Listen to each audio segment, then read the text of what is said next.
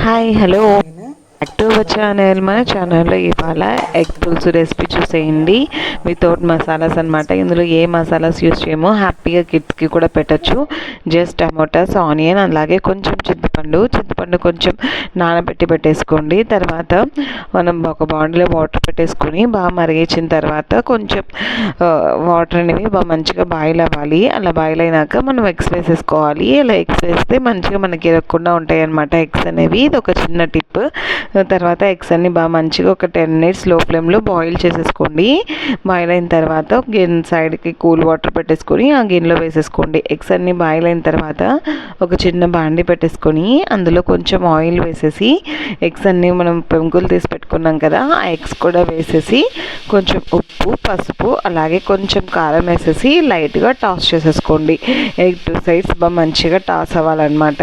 కొంచెం పైన ఒక లేయర్ ఫామ్ అవుతుంది కదా, అలా మంచిగా టాస్ అవ్వాలన్నమాట. అలా మంచిగా టాస్ అయిన తర్వాత ఎగ్ సైడ్ తీసేసుకోండి. అదే బాండీలో కొంచెం ఆయిల్ వేసేసి ఆనియన్, టమోటా, అలాగే ఆవాలు, జీలకర్ర, కరివేపాకు అవన్నీ వేసేసి మంచిగా ఫ్రై చేసేసుకోండి. అవన్నీ మంచిగా ఫ్రై అయిన తర్వాత ఇక్కడ టమోటాని మనం మిక్సీలో వేసేసుకున్నాము. కొంచెం త్వరగా పేస్ట్ అయిపోతుంది కదా, ఆ తర్వాత ఆ పేస్ట్ కూడా వేసేసి మంచిగా ఫ్రై చేసేసుకోండి. ఇందులో మనము అల్లం వెల్లుల్లి పేస్ట్ అవన్నీ ఏం యూస్ చేయమన్నమాట.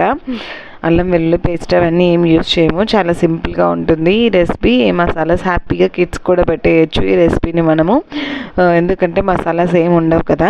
అలా టమోటా పేస్ట్ కూడా అంత వేగిన తర్వాత బాగా మంచిగా మనకి ఆయిల్ అనేది పైకి రావాలన్నమాట.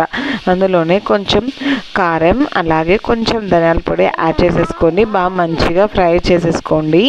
మంచిగా ఫ్రై అయిన తర్వాత ఆయిల్ అంతా పైకి వచ్చేసేయాలి. అలా మంచిగా ఫ్రై అయిన తర్వాత చింతపండు రసం ఉంది కదా, అది కూడా వేసేసుకోండి. అంత కొంచెం బాయిల్ అయిన తర్వాత అందులో మనం ఎగ్స్ యాడ్ చేసేసుకున్నాం.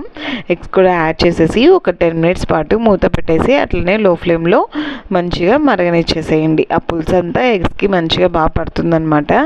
అంతే, మన simple tasty egg curry ready అయిపోతుంది. అన్నం, చపాతీ వేట్లకైనా ఇది బాగా మంచిగా ఎమ్మీగా ఉంటుంది. మసాలాస్ యూజ్ చేయం కాబట్టి ఎవరైనా హ్యాపీగా తినేయచ్చు అనమాట ఈ ఎగ్ కర్రీని. ఒకసారి మీరు కూడా ట్రై చేయండి. అలాగే ఎలాగొచ్చిందో కామెంట్ చేయండి. Thank you for watching. Bye.